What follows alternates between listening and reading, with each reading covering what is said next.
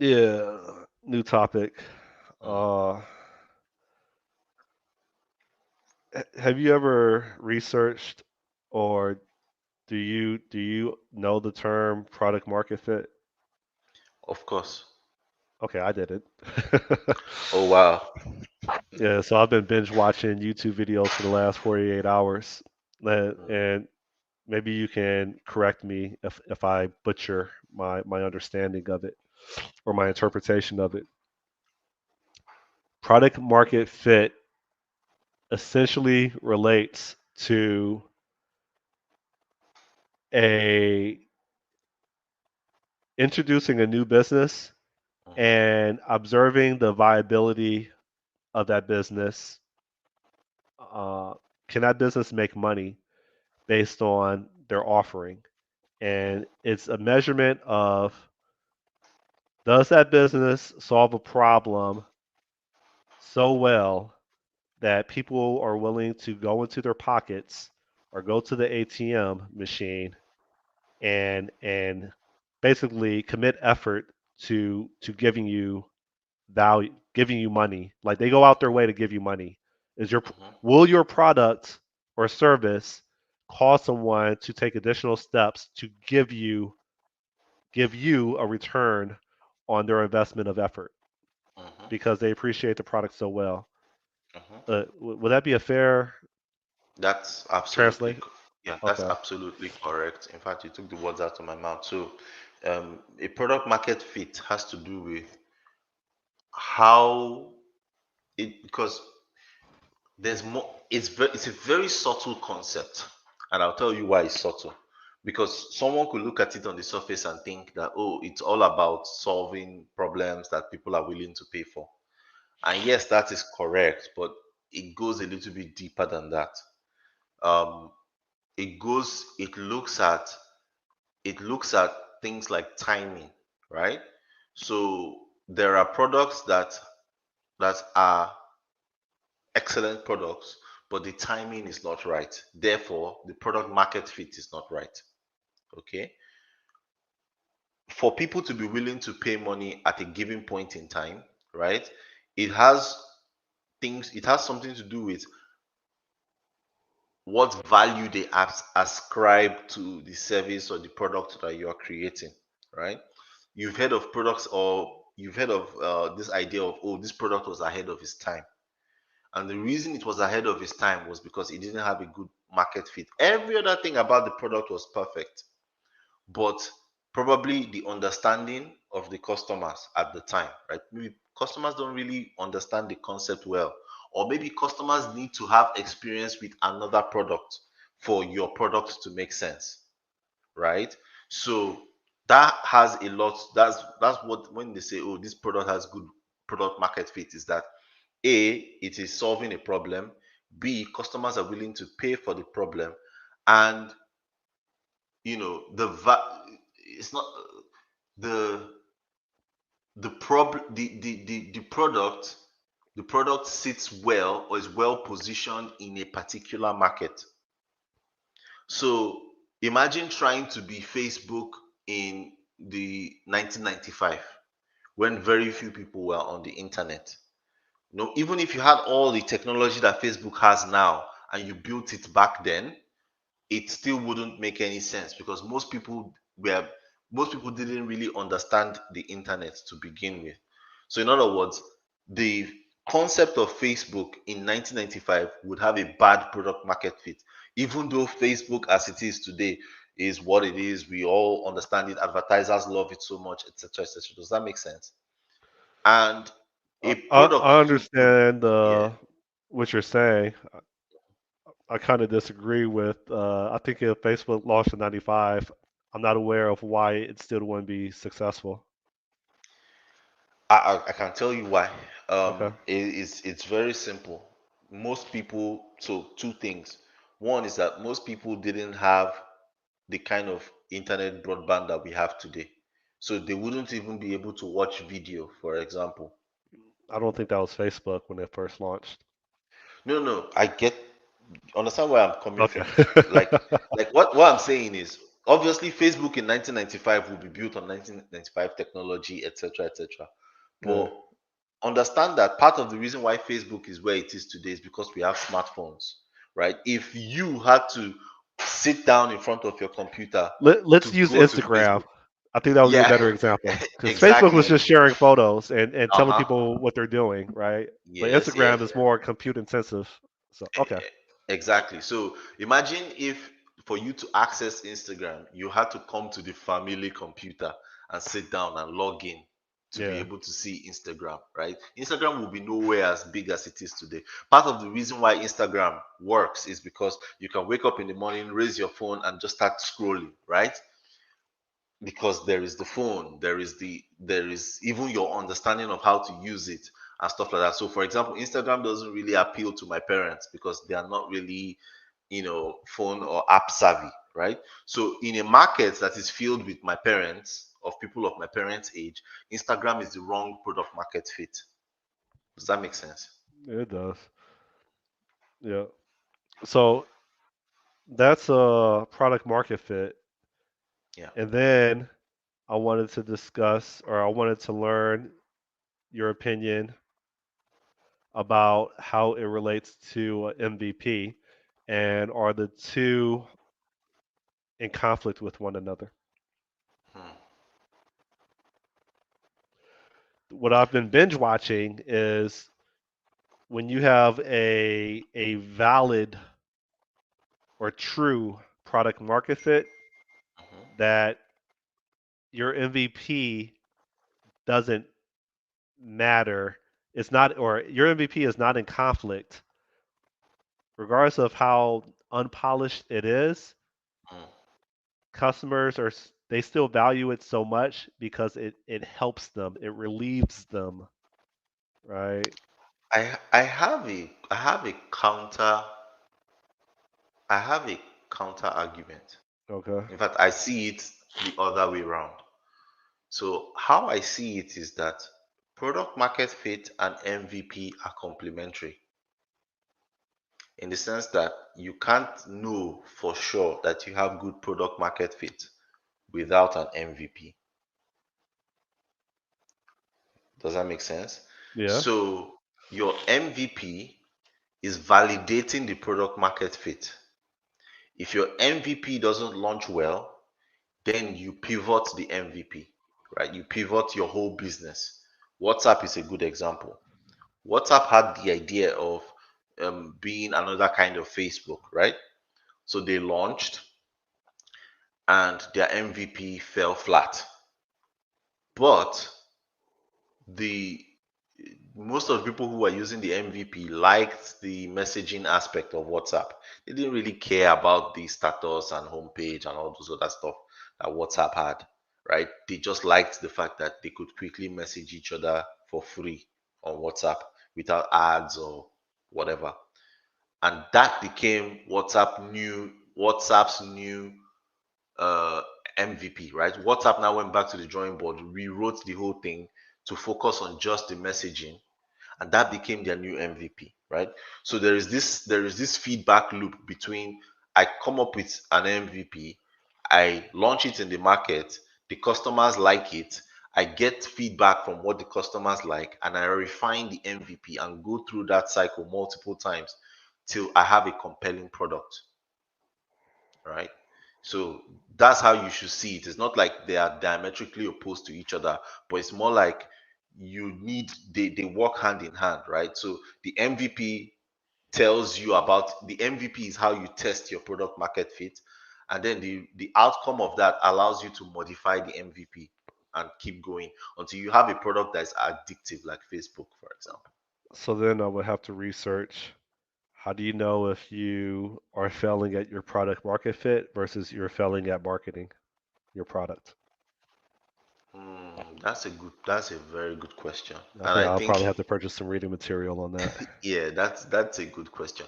Personally, here's what I would say, and I will tell you why I say this is I think you I think customer feedback is the most valuable tool you have. Not even marketing. Forget marketing, right? Even if you have one user and that one user is freaking excited about your product, right? That would be a sign that you just need more of that kind of user. In other words, it's a sign that you are failing at marketing rather than product market fit. But if you have 10,000 customers and they're all like, meh, then you don't have a good product market fit, even though you have good marketing. Does that make sense? Yeah, what makes sense to me is you should identify a specific individual or individuals that are suffering because the solution isn't there. And you should be able to vet them with high confidence that they are willing to pay to relieve the pain that they're going through. And That then so you should take that persona of that customer and seek more of them by having a campaign that focuses on that specific demographic of that customer's persona, the original so customer's persona.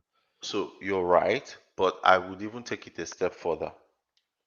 I would say that aside from looking for who is at pain and giving it to them, because sometimes you don't even know who your customers really are actually. And this goes back to what I said earlier. So personally, I feel you should get feedback. It's the feedback from that customer that is the value there, not necessarily the not necessarily identifying them and giving them the product and seeing if they're using it or whatever the case may be. Is to get the feedback, because a customer could use your app, right? But you don't know why they're using your app without feedback.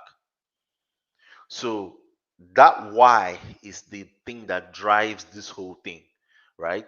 I was watching something on Andrew Tate, and he said something that made a lot of sense. He talks a lot of bullshit most of the time, but he said something that made a lot of sense, which is he said nobody can make money, right? We say, oh, I want to go make money. See, nobody can make money except the government. The government makes money. They are the ones that print it and etc. etc. What we do is take money. That's what we do. We take money from other people. We take money from our jobs. Money is we take money. That's all we do, right? And money gets taken from us. So if you want to know how to take money from people, you have to pay attention to every time money is taken from you. You get what I mean?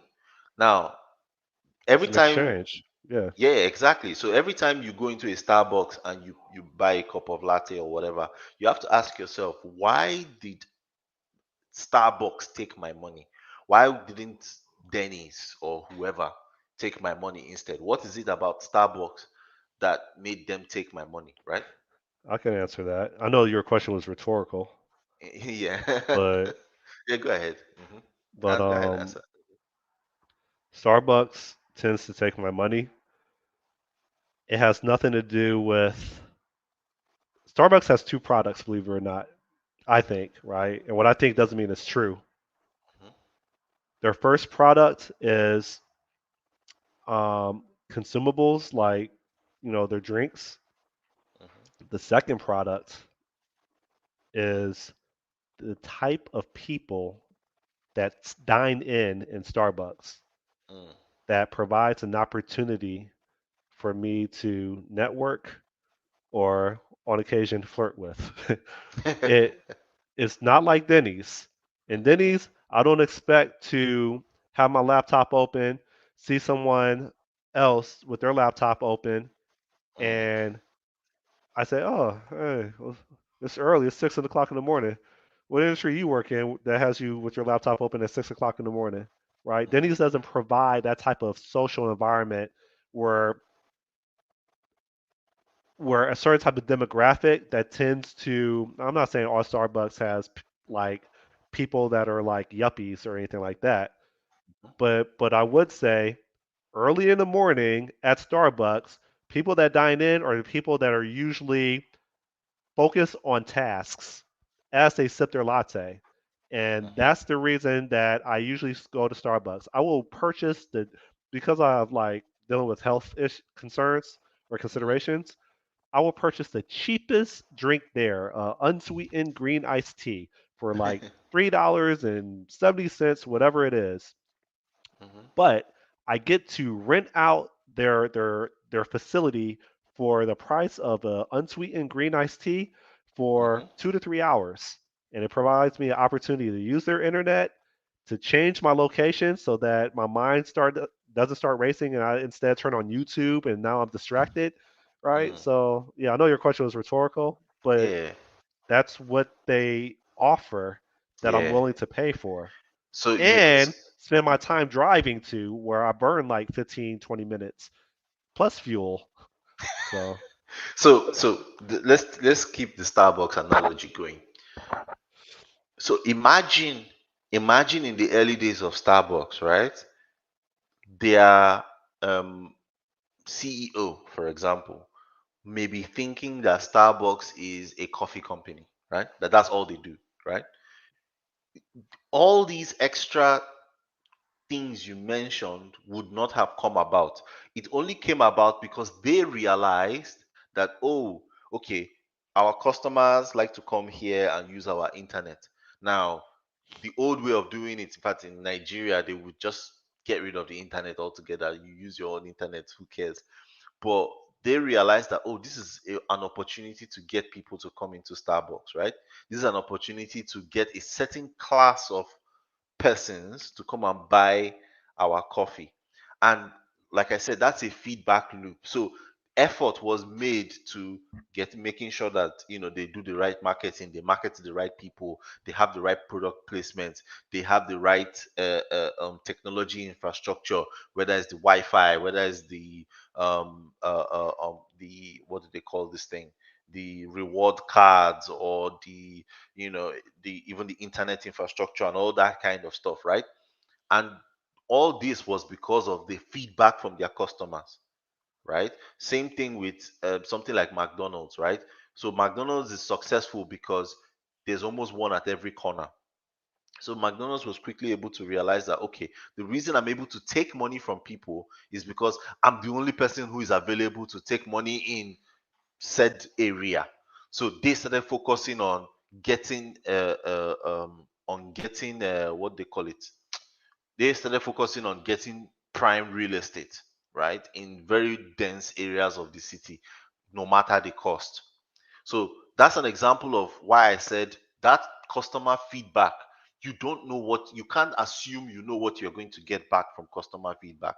I think that hubris of thinking that, oh, I know what the customer wants and they're probably going to tell me XYZ. I think that is where many of us we miss it, is that you need to get customer feedback on your MVP. That's what you now use to say, okay, given that I understand this is how the customer operates, what can I do differently? So I can give you an example. Um, in Amazon, for example, I know I shouldn't be talking about work on the internet, but okay. In Amazon, for example, right, we do this thing where we, if I'm a developer and I'm writing software for, say, um the fulfillment center, right, where your products are packaged and all those kind of stuff and stamped and delivered and all those kind of things. And I'm writing software for those guys. One of the things that we do is I would have to travel and see how they operate, right? Not just see how they operate, but get feedback from them.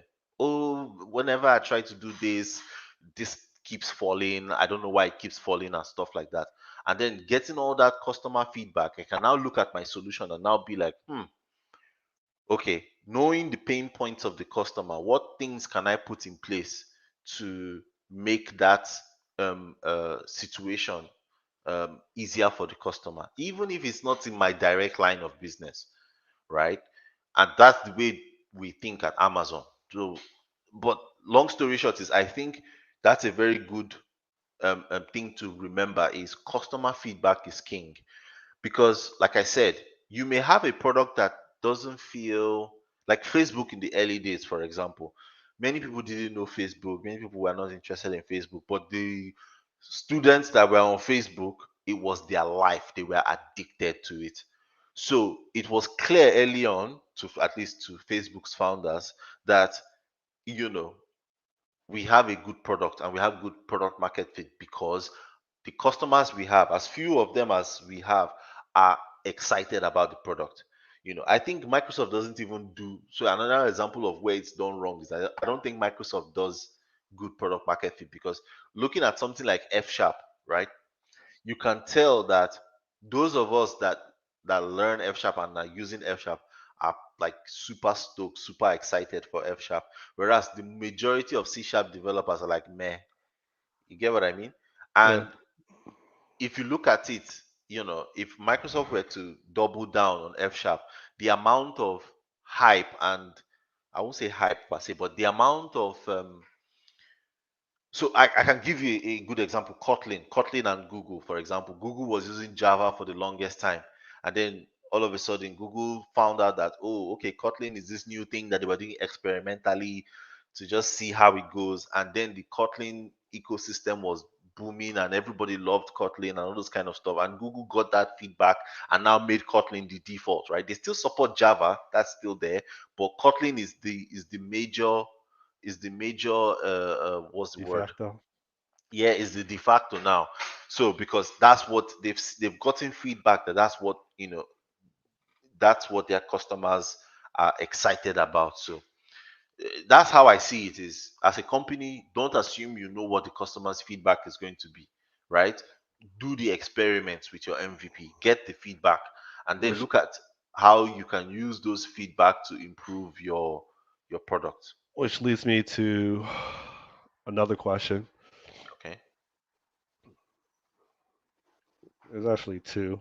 Like when I say I've been drinking from the fire hose, like my contract ended like 2 weeks ago. I've been Mm, working like 10-hour days.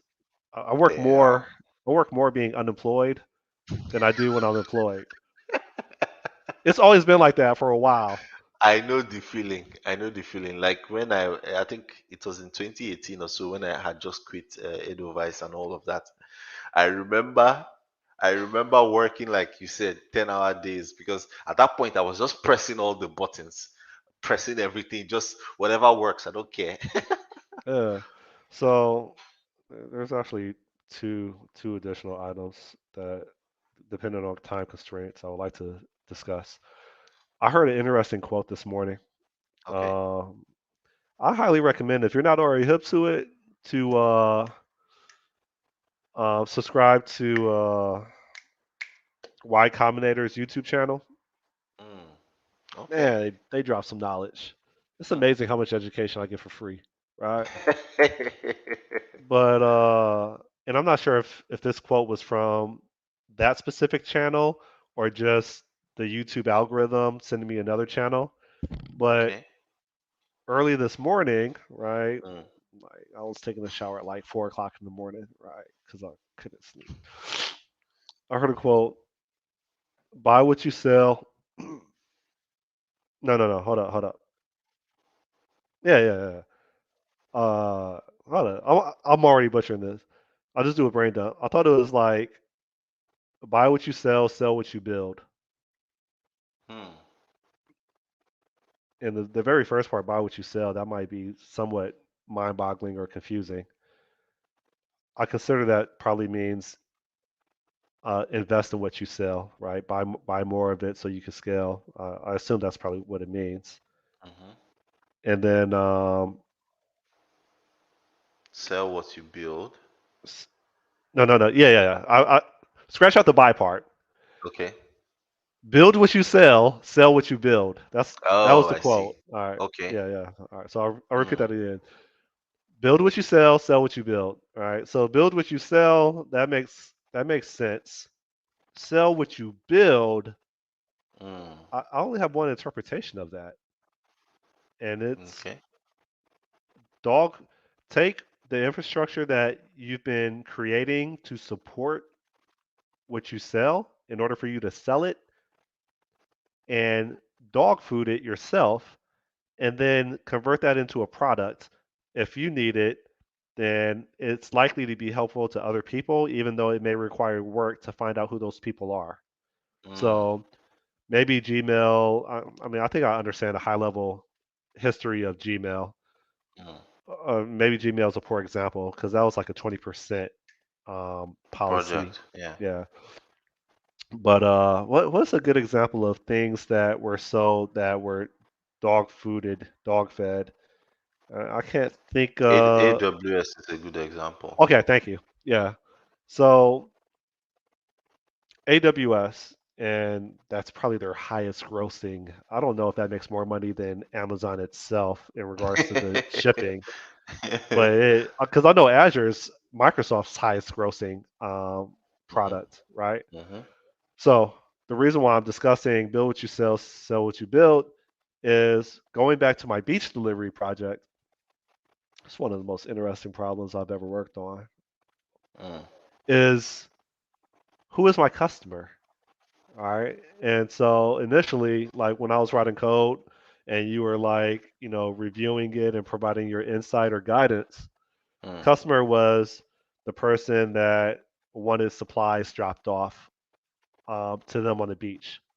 Mhm. That's one customer. Who do you think the other customer could be? The seller as the yeah, the person, the supplier of the this thing, right? The courier? Yeah, the courier, the supplier as well. Yeah. So that's what I've been dwelling on Mm. and resisting writing code for it is if I think strategically of how to get this to scale big bang wise, Mm. I understand it's a low probability of that happening. But if I think about how do I scale this as quickly as possible, and if I take the quote, build what you sell what you build, then one one customer is the actual customer on the beach, Mhm. but another customer in theory could be the courier that needs the tools to make money. Mm. And if they're willing to buy the tools, then that that provides another stream of revenue. And Mhm. so, what tools does a courier need? Does he even have to be a courier, right? And so Mhm. now I'm thinking, and I'm resisting writing code for it because it's a latter stage. Is is it possible to set up a virtual franchise? So a franchise, McDonald's, Starbucks, whatever. Mhm. Is it Mhm. possible that I can say, here are the products that I am going to provision and sell, aka rent. And if you want to make an additional channel of income, Mhm. after I prove that my model of doing beach delivery works, right? Beach delivery is just a proof of concept. It's order fulfillment, period, Yeah. right? Mhm. Then maybe I could source product from China, put adequate branding on there so that Mhm. it is extremely obvious who the product is from, and it markets itself when people are on the beach. And if I can be able to make it easy Mhm. for couriers to make money, then maybe maybe I can scale the whole chicken or egg situation, in which I know it's taking me a long time to say this, right? But maybe it's possible that Mhm. if I make it extremely easy for couriers to get on the platform Mm. by them really not having to do anything, then that means that's more money for me because the more couriers that are coming to the beach, the more they're being observed performing a Mhm. service, the more they're observed performing a service, the more marketing occurs, the more Mhm. customers on the beach are going to order because they see the couriers delivering to other customers. And Mm. then the other part is what if people can just have the product, Mhm. not have to deliver anything, and still make money off of it? So what if people like me, this is damn near a warehouse where I live at now. I have deliveries of Amazon coming in every week, right? Um, what if there's people like me that stay relatively close to the beach, in which they just rent out their they would purchase the branded rental equipment from me with Mm-hmm. emphasis on branded, and then they make money by having couriers go over there, pick up the equipment that's inside their crib, and then return the equipment, and they make passive income doing that. Right. So I know I Mm, said a mouthful, but mm, when I think about that quote, build what you sell what you build, and if I think about product market fit, in mm, which, okay, one product is a customer that needs mm-hmm. equipment, another product is, and this is going to what you said about Andrew Tate. No one makes money except for the government, but people Yeah. take money, right? Mm-hmm. Then one product is a customer on the beach that needs rental equipment. Another customer is the courier that needs to make or that wants to take money, right? And Mm-hmm. another customer is Joe the plumber that lives 2 blocks from the beach that has, two two umbrellas and two lawn chairs that he only uses 2 hours out of the entire week. So now he Mm, can make some passive income because now he could be a carrier that couriers mm, can travel to, pick up the product that I franchise out, and then mm-hmm. make runs back and forth. So I know that was a lot. I know I'm scatterbrained, but So it's a lot, but I think it makes sense. I think uh, you are on the right track from that perspective because, like you said, right, the branding, you know, there's the branding aspects of it, which is very important. But more importantly is, yeah, I think it's a good idea. But again, all I would say is, um, you need an MVP to see how it all plays out, right? You need at least one, what's the right word? You need one round trip of value. That's how I like to think of it. Is so a round trip of value is one sale. One sale is where somebody comes to your shop, says, I want to buy this, pays money, you give him the thing, he walks away. That's one sale. That is a way different thing from saying, oh, I want to now have a business where I'm constantly selling to people, because you may only make one sale in 3 months, right? Or you may only make one sale in something like that. But the long and short of it is, you need to have one round trip, and you need to make sure that you get as much information about that round trip as possible. In other words, let's say you're able to do an MVP, and there is a Joe Schmo who lives near the beach, and there is one courier who is ready to use your platform, and then there is one customer who's at the beach and is like, I wish I had, a umbrella or something like that, right? And then the person uses your app, the Joe Schmo collects, the carrier collects the umbrella, returns it, payment is made, everybody is settled. Get as much information about that event as you possibly can, because that event is going to influence the direction in which your company or your project goes. Because like I said, you need that feedback to know, why did this person decide to use my service? I think that's the most powerful question in all of it, because that will now become the basis of your marketing moving forward, right? You let me give you what my fear is. There's a scenario could happen where you go through the pain, you set up everything works fine, and then by the time you get to the beach with all the branding and everything, nobody is interested in the umbrella, or somebody would rather go and buy an umbrella outright, for example. I'm not saying that that's what's going to happen, but I'm just giving an example, yep. right? You need to realize that the fact that, so you may get there and the person may say, there's really no point renting this umbrella when I can buy it and take it with me, and then when I'm coming back next time I put it there, right? Then it now tells you that your product doesn't have a good product market fit, and maybe you should now switch your product to come and buy come and buy umbrellas, for example. I will give you an example of this. An example of exactly what your situation happened in Lagos airport. So what so here in the West, right? It's funny because ever since I came to North America and everything, and I've seen the way things are done here and stuff like that, there is so much you guys don't even see. Like that is so invisible to you that it's hilarious because I've seen both sides. So there is a level of I can't explain it, but there's a perspective that I come with, right? So in Nigeria, right, one of the things we don't have is constant electricity, right? Almost nobody has constant electricity, and it's a normal thing, and we accept it and we are used to it.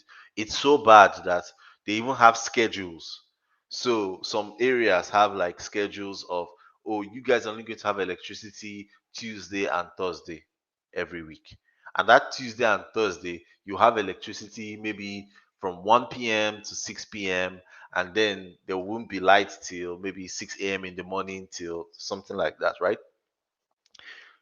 Now, because electricity is a big problem in Nigeria, one of the things that is very, very common is power banks. Mm. Super common in Nigeria. Everybody has power banks. Power banks are like, whatever. Whereas the power bank I came with from Nigeria, in fact, I have a power bank. My wife has like two power banks because she hates charging things. But since we got here, we've never used those power banks, right? Now, in Are you talking Lagos, about um power banks for the phone, or are you just talking about for like phone, in general, like for phone, generators? Okay. even generators, even inverters, all that stuff, we need all of it, right? Solar, we use all of it. So um, the one for phones, right? uh Everybody has one in Nigeria. It's something we just carry with us. So it's almost like you carry your phone, you must carry a power bank. So it's natural to us. Now, at the airport, there was a company that was selling power banks at the airport. So people who were traveling to other cities but forgot their power bank would go and buy the power bank and everything. And that was their business for the longest time until they started to realize that most people who came there had their phones dead, and they were not really interested in. So what they would do is, after buying the power bank, they would then go and wait at an outlet at the airport to be able to charge the power bank before hopping on the plane and leaving. Then these guys had a galaxy brain idea. Why don't we just rent the power banks out? So what happens is, while you are sitting down waiting for your flight and your phone is about to die, they will come and tell you, hey, do you want to charge your power bank? This is how much it will cost you. Do you understand? And that became a booming business to the point where they stopped selling power banks there. That's all they did. You just come, you rent a power bank. In fact, the way it was done was, it wasn't come and rent your power banks. It was those people will carry the power banks, and they had like a salesperson essentially that would come to you and say, we have power banks to charge and everything, and when you're done, we'll take the power bank back from you, and this is how much you pay maybe $100. No, sorry, not $100 is much. 100 naira is what I wanted to say, but 100 naira is like maybe 5 cents or something like that. Why am I saying this? I'm saying this is that, in the sense that those people never knew that they never, it wasn't immediately obvious to them why they should pivot their business, because from their perspective, they only saw the world from people who are coming to the airport really just want the power bank, not realizing that they just want to charge rather than they just want the power bank. Does that make sense? Yeah, it does. So you should think of it from that perspective, in the sense that you may go there and realize that people are not really necessarily interested in renting umbrellas, but they are more interested in buying the umbrella outright. But you wouldn't know that until you have, taken your MVP to the market, and you have as much information as to why that event took place as possible. Does that make sense? Hmm. It does. Yeah. And the last topic, build what you sell what you build. Uh, dog fooding to sell other products that aren't necessarily your public offering, Mhm. but would be tools for a different market.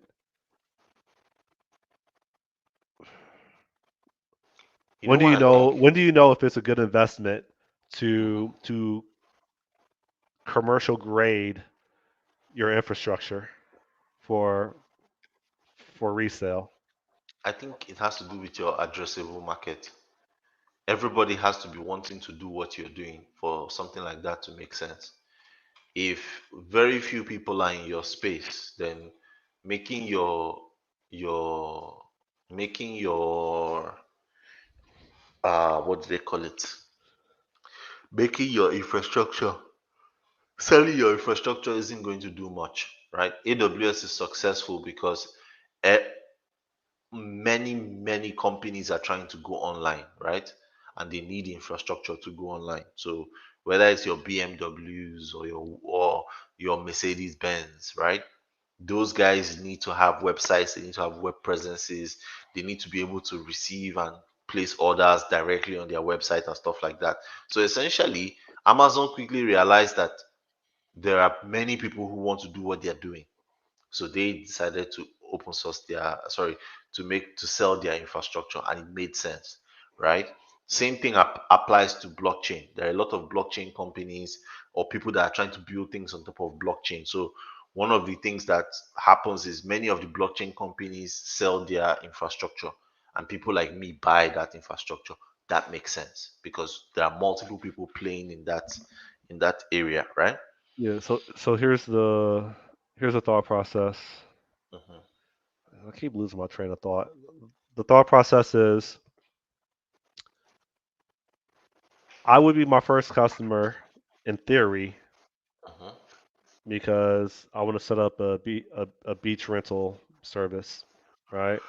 Yeah.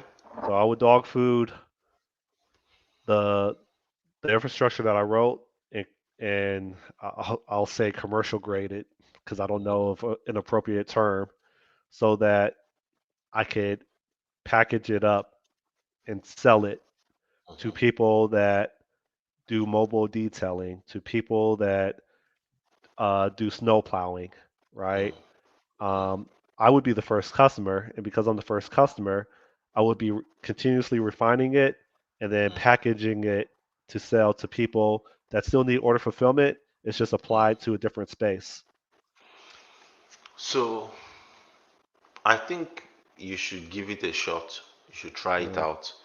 But understand the dangers there. The dangers there is you could run time into abstract. consumption, Yeah. time, Aside from time consumption, you're talking aka about, opportunity cost. you're also looking at abstraction hell, right? Um, Is there this, such a thing? yeah, there is abstraction hell. Absolutely. A situation where getting things done becomes harder and harder because of the levels of abstraction, right? And you have to realize that, let me give you an example. Amazon as a company, or not just Amazon, Microsoft, Google, there are certain products they can't pursue because their level of abstraction is so high, right? That they would need to change a lot of things. Sorry, they won't they aren't as they won't be able to move as quickly enough, right? To be able to address specific specific use cases or specific things for the customer if they're building an abstraction.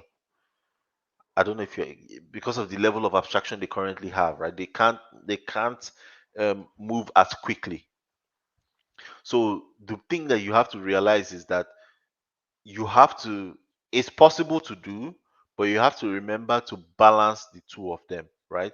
Balance your need for abstraction for customers versus the versus being able to move quickly at your own end, right? To address your own customers' needs. Does that make sense? So, an example of this, you see this all the time with game developers and game engines, right? What tends to happen is that game developers will want to build a very ambitious game. Duke And Nukem. yeah, for example, and they get into this point where they are like, okay, since we're having to build all these so many subsystems, let's build a game engine that we can later sell, and then um, use the our own product, our game engine, to build the product that we want to build, which is great and all. And you have a few game engines that are that good, but then you quickly run into situations like the case of um, Horizon Zero Dawn and Death Stranding, where the the game developer spent so much time building the engine, and for them to give it to Kojima and Co had to essentially rewrite huge chunks of the engine for them to be able to use it, right? So, in other words, the game engine did specific things really, really well, but it became a problem to adapt that engine for something else. So it they were only able to buy it because what it did really, really well was greater than the effort it would take them to build that thing from scratch. So they decided, you know what, let's just go with the Decima engine instead. But that didn't come without friction. They still spent a lot of engineering effort getting it to work for the new game, right? That's something to remember, is that you you you run the risk, if you want to build it that way, you run the risk of building so many things that don't necessarily affect the current product you're building, right? And you run the risk of having abstractions. The abstractions could come with even performance costs as well, for things that, your the actual use case of your actual customer, of your actual use case doesn't really need. Does that make sense? It's one of the reasons why Windows has this whole concept of using drivers and stuff like that, was because they quickly realized that, if initially what used to happen was, anytime a new hardware came around, right, they would Microsoft would build the make the OS talk to the driver, right? And then as time went on, they quickly realized that, oh, we can't keep doing this. We have to have a driver plugin ecosystem that allows people to integrate and blah blah blah. And they did that. But um, um, the downside with that is that Microsoft's drivers are not really the best, because there's so many layers of abstraction between the operating system and the hardware, that you run into situations where you get better performance on a Mac or on a Linux platform, because the levels of abstraction there are much less. Does that make sense? Doesn't that relate? This is a stupid question. I haven't looked at the definition in a while. Isn't that doesn't that relate to like cyclomatic complexity, or is that No, some? Is that completely different? it's completely different. So Uh, psychometric No, complexity, cyclomatic. How do you spell it? psych, cyclometric. Cyclometric complexity is very specific. It's down to the code blocks themselves, right? But what I'm talking about has to do with, if you No, have, I think it's cyclo. yeah, You're cyclometric. you're Yeah, right. I mhm. thought it was a class that was calling into a class that's calling to a class that's calling to a class. I thought No, that's no, what it no, no. had. No. That's not what it is. It just What? has to do with Okay. the different branching paths a method can take, right? That's the psychometric complexity of the method. Okay. I'm listening. We can scratch that Yeah, off. yeah. So anyway, long story short is that you could have multiple layers of abstraction. In fact, that's what OpenGL became. OpenGL became this huge abstraction that was just so complicated, to the point that people have even gotten rid of it now. Apple uses the Metal API, and what they call them, the rest of the industry uses Vulkan, right? Is because there are very many scenarios where, just because you're trying to support the widest base of um, use cases, right? You end up with a situation whereby your abstractions are so um, heavy, right? Because whoever is implementing a plugin for your system has to plug into the rest of all the use cases that they may or may not use, right? That's an example now. So So it's again, like I said, there's no right or wrong answer, right? It all has to do with your specific use case and even your business objectives, right? If you feel like you're going to have more success with if you feel like you're going to have more success with selling the platform, right? Not if you feel, if you notice that you have more success selling the platform, then yes, you should build it as a product that you have to sell. If you notice that the use cases that you are solving is 99% the use cases of is 99% applicable to other use cases, then yes, it makes sense to do it that way. But also realize that that 1% difference may be the difference between um, that 1% difference could eat as much development time as the rest of the 99%. Does that make sense? It would. My first thought is frame it into tech debt, Yeah. yeah, like it has advantages, right? If you dog food your product with the intent to commercialize it Hmm. for distribution, then it's going to, in theory, it's going to encourage a more modular implementation, Hmm. which in theory, the more modular it is, the easier it should be to test. Hmm. And I think there's advantages to it. Yeah, but It's just you got to have the right people, man. no, And, but also see the disadvantages to it, right? Take Java for example, even .NET to some extent, right? Microsoft had to literally just buy Xamarin, for them to have.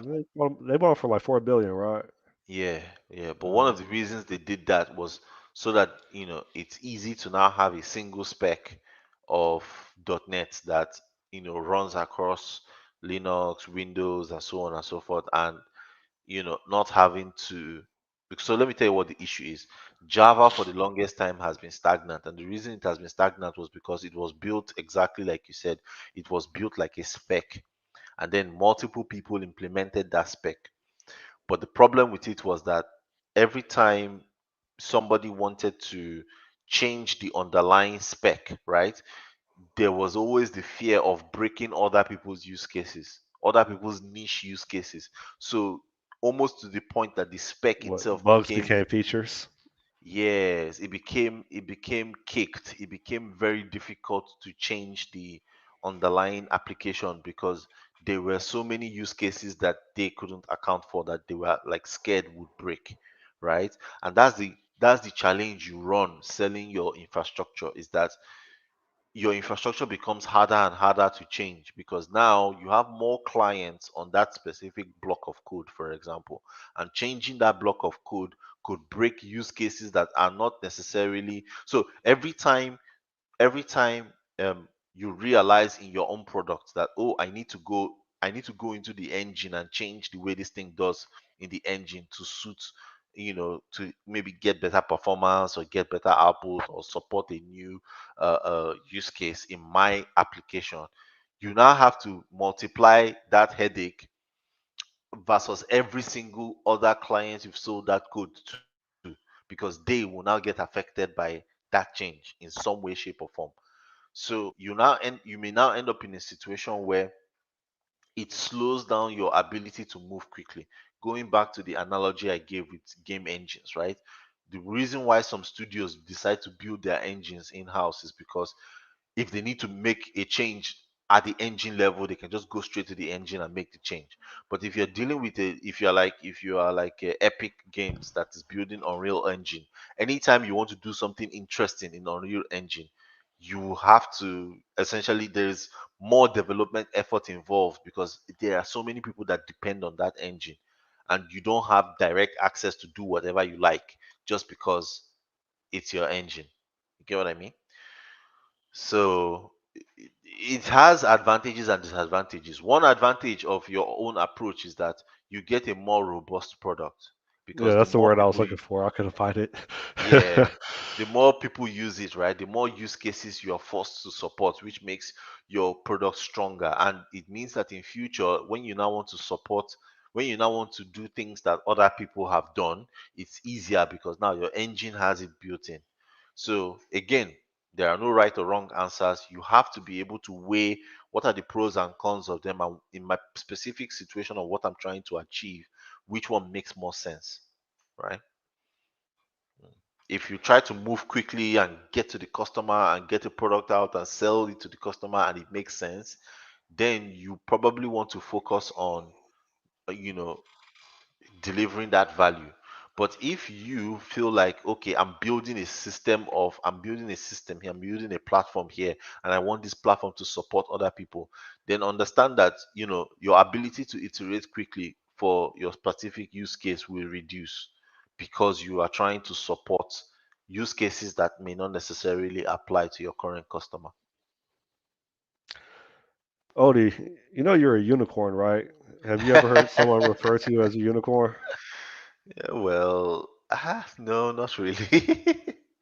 This is the reason why I said I Mm, had this conversation on my masterminds Friday with Sean. You know Sean, right? yeah.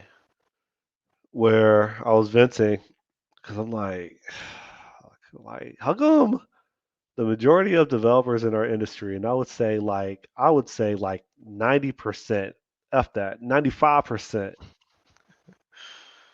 they don't they don't consider the business impact Mm, for what they do. No matter what the industry is, I find myself fighting for making things relevant to the business, hence reducing costs, increasing profit, right? And yeah. accommodating business objectives, right? Hmm. And the reason why I refer to you as a unicorn is because you're a master developer in .NET.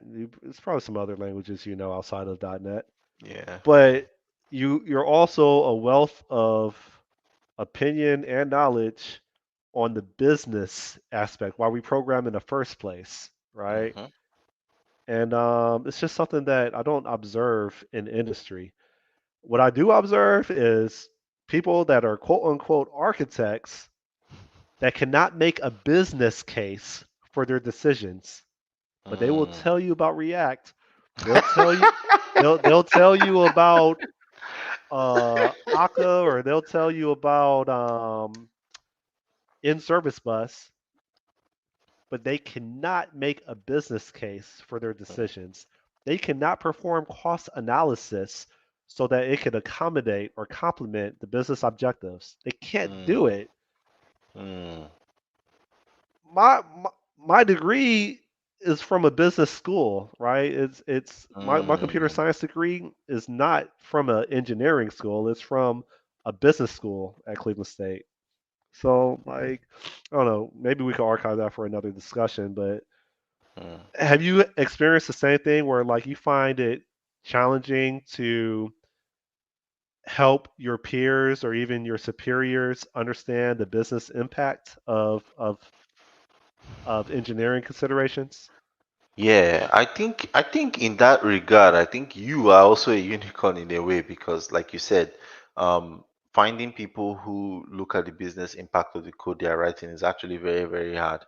And you can't really blame them because coding itself is difficult. There's a lot that goes into it. Like you could spend your entire career, right, learning the React and the doing all those low level stuff that nothing about business occurs to you. And yeah, that's fine. But I think having that appreciation is very, very important, right? And for me, where I started having that mental shift was after I had joined. What company was that I joined? And they made me the head of the entire business, right? So I was now responsible, even though I wasn't paying salaries. So I was like a VP in quotes. I wasn't paying salaries, but I was responsible for directing the marketing team, responsible for um, uh, directing the engineering efforts, directing, coming up with strategies for how to build the business and all those kind of stuff. Almost to the point where they started requiring me to show business impacts of whatever it is I was doing. And that forced me to grapple with the idea that, oh, I'm not just writing code for writing code's sake, right? This has to a customer has to pay for this thing. And it was solely on me to make sure that I brought in the money, right? Even though I was just a lowly developer, I was just a team lead or whatever. The demand was put on me to say, make this product make sense for us business people. So I had to now start learning how to speak languages of business, how to do forecast. And also it also helped me because I was also in those meetings as well, when where they were doing like business forecasting. Okay, we want to deploy this product, Laughwella, Nigerwella, or whatever. I don't know if you remember, we had conversations back way back. We want to do Nigerwella. How does it work? How are we going to make money from this? What and what do we need to put in place and stuff like that? And all of a sudden, my brain started to switch to a business focused mindset, to the point that I was now the one having the conversations that I used to criticize my bosses for. So when I was coming up, I used to criticize my boss that, hey, there's so much technical debt, let's rewrite this thing. And they will be like, Odi, hold on, we can't just rewrite, we have to do that. And I was like, you pussy, instead of you to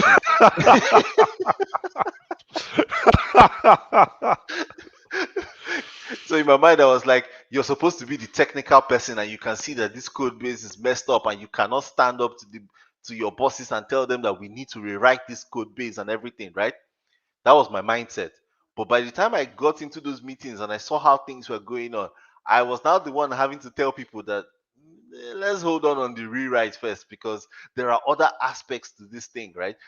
Flawed as the product may be, right? This product has value in and of itself. Our customers rely on this product. They expect this product to work 24/7 without any outages. This is how much an outage costs us, right? We lose this product, we lose this revenue, we lose this opportunity, right? So I think that's where that knowledge came from. Someone said, um, if you give your developers pagers, you stop getting errors at 2 a.m., right? So the same thing too applies for business. If you give developers a what they call those things that they give marketing and business people, if you give them a marketing target, if you give them a sales target, right, your developers will start thinking like salespeople, and that's just what happened to me, you know. It makes sense. Yeah. It didn't start clicking for me until I started digging into um, wanting to have my own business and being forced to think about opportunity costs and trade-offs. Mm. How do I get to market first?